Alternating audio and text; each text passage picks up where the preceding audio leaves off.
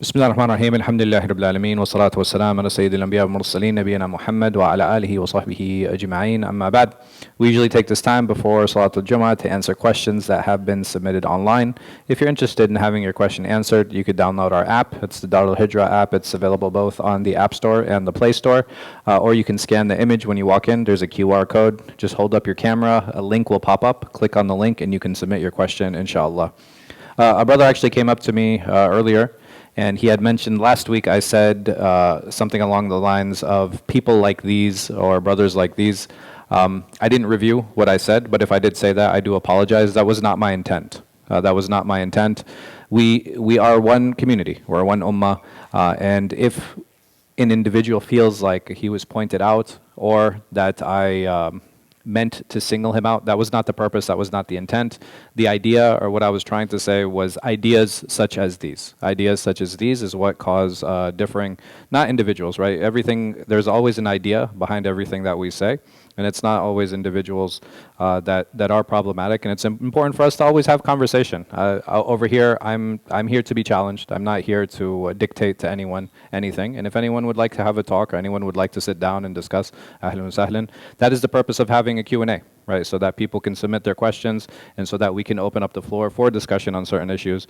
I'm not here to argue. I don't mind debating, right? I think that's healthy, and I think we should engage, but we shouldn't argue and we shouldn't get emotional and upset. What forms of tawassul are acceptable and what forms are not? So there are three types of tawassul that are agreed upon to be accepted. If we can use the names of Allah subhanahu wa ta'ala, we can use our deeds, and we can use even living individuals to make tawassul with, just like the people made tawassul with the Prophet sallallahu alaihi wasallam, just like Umar radiallahu anhu did tawassul with Abbas. This is what's agreed upon. What there is a difference of opinion over is doing tawassul bil amwat, right? Doing tawassul with the dead. The other three are agreed upon to be permissible. Can you explain how revelation would occur? There are different ways that the revelation came to the Prophet Muhammad sallallahu alaihi wasallam. The most famous of what we know is that he sallallahu alaihi wasallam would hear a ringing. He would hear a ringing, and then after that ringing, he would receive the revelation. The revelation would be usually in the form of Jibreel alayhi salam reciting to him verses, and he sallallahu alaihi wasallam would recite those verses back to him. But this is the most common one. There are different ones. I think Ibn Qayyim, he mentions like about 13 different ways that revelation occurred, but this is the one that was most prominent, and this is the one that is most well known. Are the blue and red Doritos haram? I don't know too much about the blue and red Doritos, but I think this question comes from about the cheese in those Doritos. So it depends on how you view cheese, and there is a difference of opinion on can we eat cheese that is made from rennet from animals. Like, so basically what happens is rennet can be taken from bovine sources, it can be taken from cow, or it can be taken from pig.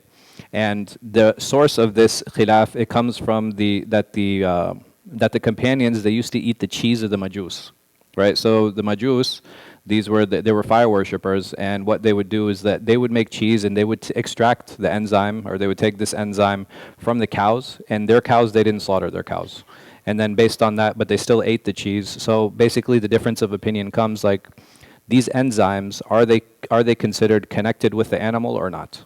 And if you think that these things are connected with the animal, you cannot eat the cheese. And if you think it's disconnected from the animal, then it is permissible to eat the cheese. Again, based on this idea and this concept that the companions used to eat the cheese of the Majus, and they didn't have a problem with it. Does dua istikhara have to be said in Arabic? If it is during the prayer, yes. So there are different ways to do istikhara, right? You can do istikhara after you come up from ruku' and you make dua. You can do it in your sajda, right? There's a different place. And you can even do it after the salah. It's not a problem. But if you're doing it in the salah, then do it in Arabic. Is it true that you can't make additional dua in fard prayer? No, you can make additional dua in fard prayer. Again, it has to be in Arabic.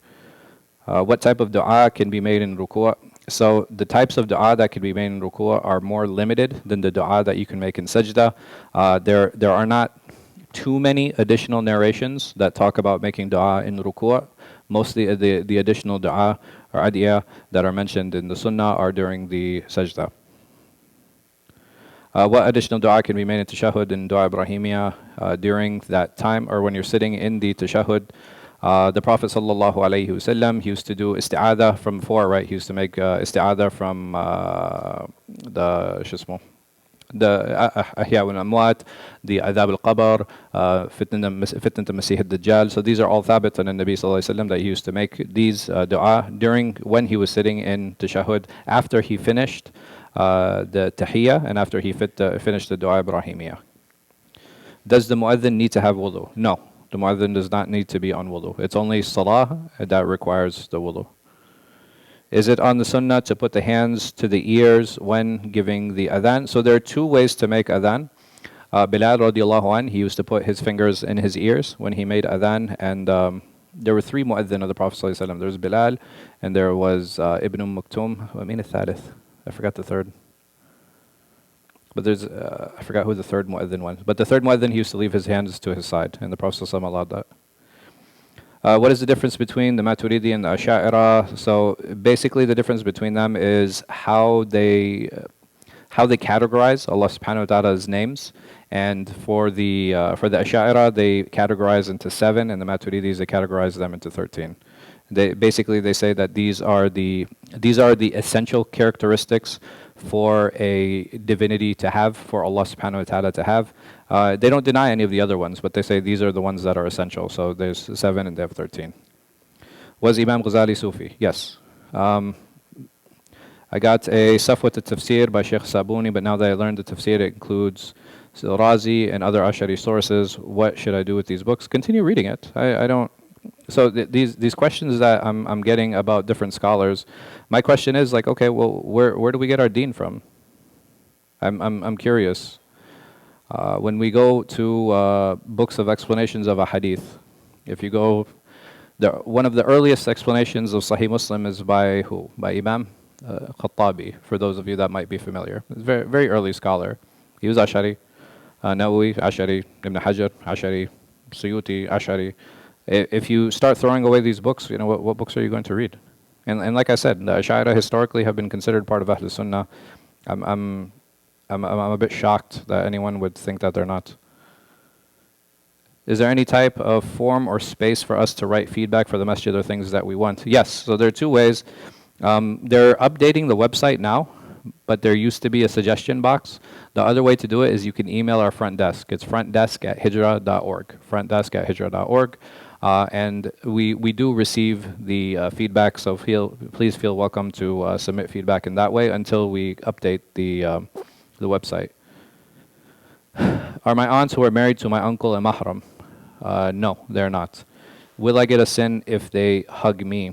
If you're inviting it, yes. If you're not, then no, because you don't have control over it. And just be clear that it's not something that I'm comfortable in doing, or try to avoid it, try to avoid the situation. But if they are the ones who are initiating and they're doing it, then the sin is not upon you. If we were praying at Jama'at at our school's musalla and the fire alarm rings, how should the person leading go about that? Explain step by step. So if there's an emergency situation, you do taslim, right? You do Assalamu alaikum wa rahmatullah, Assalamu alaikum wa rahmatullah, in whatever position you are. If you're standing, if you're sitting, if you're in the tashahhud position, you do two taslim, and you end the prayer, and you remove yourself from that situation. If someone started messing with us while in prayer, or we sense someone else in danger, can we break the prayer? This depends. This depends because sometimes danger is actual and sometimes danger is perceived. Sometimes we feel that there's danger, but do we know for sure that there is? Sometimes I get questions like, oh, Sheikh, is it okay for me to pray in my car? I was like, well, is it raining? Like, no, it's not. It's not raining. I want to pray in my car. And I say, okay, well, why? This is because it's dangerous. How is it dangerous? Do we have a history? Like here in Fairfax specifically, I will say, do we have a history of people abusing other people because they're praying? I don't know that. Like based on the police reports, the most that I've heard that has happened is in schools when I think there are 2 cases where guys, they pulled the girl's hijab off. That's the worst I've heard.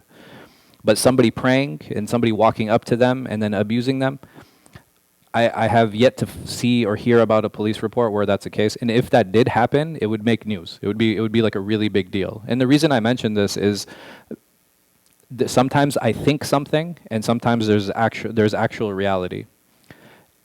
There are places where I might feel uncomfortable, but that's different. Feeling uncomfortable is different than danger. Praying in public, it will be uncomfortable. It will be. I remember, my kids go to public school and they pray at school, walillah alhamd.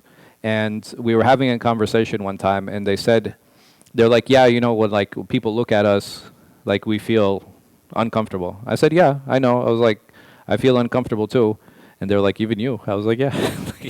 No, nobody likes being looked at when they're praying, right? Like, it feels awkward, it feels strange. But that feeling, and what I had told them was like, listen, I'm still going to pray even if I feel uncomfortable, and because we love Allah subhanahu wa ta'ala, and this is something that He ordered us with. My discomfort shouldn't stop me from doing things. Like, if I'm uncomfortable, am I not going to fast? Right? Other people are eating, and I'm afraid that they're going to ask me what I'm doing. This isn't how we should go through our lives. We as Muslims, we should be very proud. We should be proud of our religion. We should be proud to show our religion. And these are the sha'a'ir al-Islam, right? These are the major markers of our religion. We should be proud of those markers, and we should express them. And unless we know for sure that we are in situations where there's real danger, then we should pray. We should pray. And praying publicly, like I said, it's uncomfortable, but it's something that has to be done, and Allah knows best.